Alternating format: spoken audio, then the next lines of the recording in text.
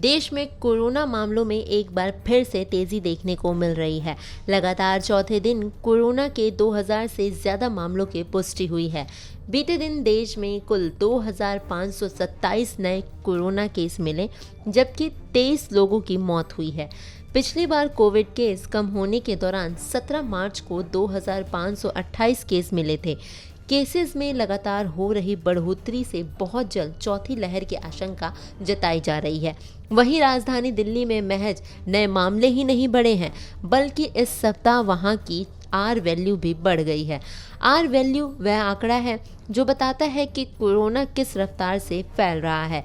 IIT Madras के analysis के मुताबिक इस सप्ताह दिल्ली की आर वैल्यू 2.1 रही है, यानी हर संक्रमित मरीज कम से कम 2 अन्य लोगों में संक्रमण फैला रहा है। दिल्ली को लेकर आईआईटी मद्रास की एक खास रिपोर्ट सामने आई है।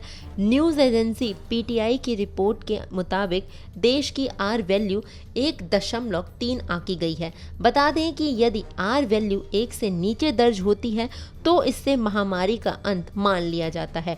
राजधानी दिल्ली के साथ ही देश के प्रमुख राज्यों में कोरोना केसेस में बढ़ोतरी हुई है। दिल्ली में शुक्रवार को 1042 केस दर्ज किए गए। इस दौरान पॉजिटिविटी रेट 4.64% रही। आखिरी बार 10 फरवरी को इतनी संख्या में कोरोना केस मिले थे।